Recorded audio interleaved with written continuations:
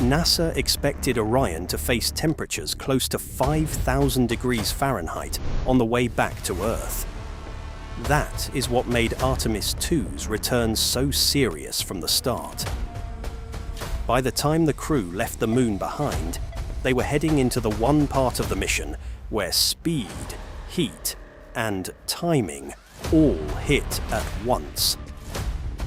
Orion would come in at about 25,000 miles per hour, wrapped in plasma, with a heat shield NASA had already investigated after Artemis I showed unexpected char loss. So, even with Earth right in front of them, one question still hung over the mission. When the pressure was highest, would Orion hold up? So, why was the trip home the part NASA had the most reason to watch closely? Artemis II was built to prove that NASA could send astronauts beyond low Earth orbit for the first time since Apollo and bring them back safely in Orion. That meant the ending was never just the ending. It was the test people would judge hardest. Part of it was simple physics. Coming back from the moon is a lot harsher than coming back from low Earth orbit. But that was only the start. Artemis II also flew a free return trajectory, which meant the gravity of Earth and the moon would naturally guide Orion back home after the flyby. That sounds reassuring, and in one sense it is. But being on a path back to Earth does not mean the dangerous part is over. Then there was the bigger issue. Artemis I made it home safely, but Orion's heat shield still behaved in a way NASA did not expect.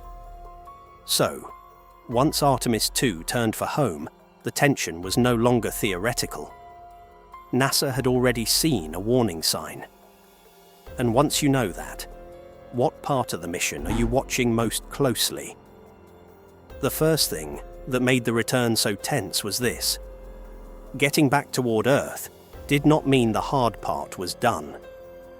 The free return path was a smart choice because it gave the crew a natural route home without going into lunar orbit. It is one of those mission design decisions that sounds calm and controlled, and it was. But once Orion got close to Earth, calm design gave way to violent reality. NASA expected the spacecraft to hit the atmosphere carrying lunar return energy, with re-entry heating climbing toward that 5,000 degree range. In practical terms, that meant the capsule had to take the punishment on the outside while keeping 4 astronauts safe on the inside. So yes, the trajectory brought them home. But what really mattered was whether Orion could survive the final stretch once home was right in front of them. And if that part already sounds rough, what happens when NASA also changes how the spacecraft comes in? That is where the re-entry plan became such a big deal. Orion was originally designed to use skip entry, where the capsule dips into the atmosphere, comes back out, and then enters again. NASA has explained that this helps spread out the heat load, manage G-forces, and improve landing accuracy. Artemis I proved Orion could do that.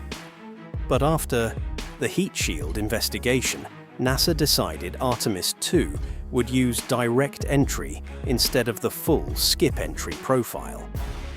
That is a huge story detail, because it tells you NASA was not brushing past what happened on Artemis I.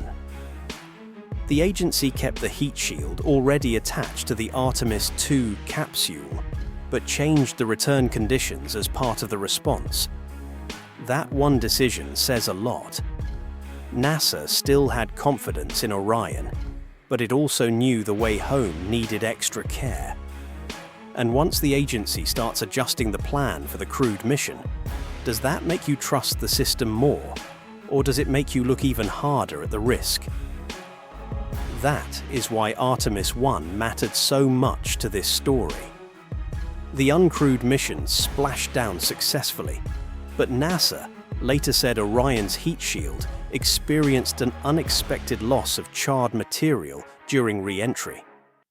The agency traced that to gas interacting inside the AVCoat material in a way that affected how the outer layer came off. NASA then spent months reviewing flight data, running tests, and deciding what that meant for Artemis II and Artemis III. For Artemis II, the conclusion was not start over.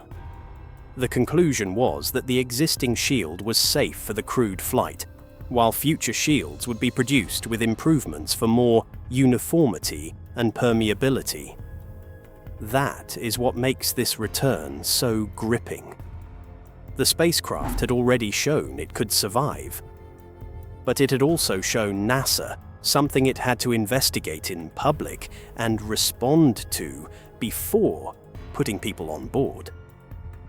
If you were strapped into Orion, knowing all that, would this feel like a normal ride home? That is the deepest reason Artemis II's return carried so much weight.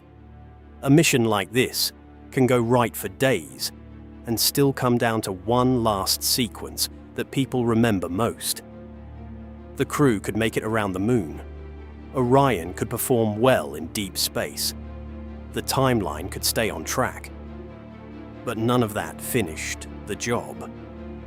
In the final minutes, the heat shield still had to work, the entry still had to go as planned, and the parachutes still had to bring the capsule down for splashdown in the Pacific.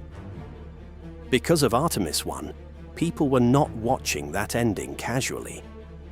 They were watching to see whether NASA's answer to the heat shield issue would hold up when astronauts were finally inside. And that is why this was bigger than one landing. Artemis II was NASA's first crewed deep space mission in more than 50 years, and Orion is the spacecraft meant to carry the Artemis program forward. If the return had gone badly, confidence in everything after it, especially Artemis III, would have taken a major hit. So the splashdown was not just recovery. It was proof that the program could clear one of its most important tests with astronauts on board. And after everything NASA had learned from Artemis I, that proof mattered a lot. That is what made Artemis II's return so scary. The mission was almost over, and that was exactly the point. The last few minutes still had the most to prove. Now I want to ask you something more personal. If you were sitting inside Orion on the way home, what would get to you most? Would it be the raw speed and heat of re-entry? Would it be knowing NASA had already investigated the heat shield after Artemis I? Or would it just be the silence of those last minutes, sitting there and waiting to find out whether everything really works when it has to? Maybe you would trust the engineering and stay calm. Maybe you would be counting every second until splashdown. Or maybe it would be something else entirely. Let me know in the comments. And subscribe to Now in the Spotlight for more high-stakes moon stories.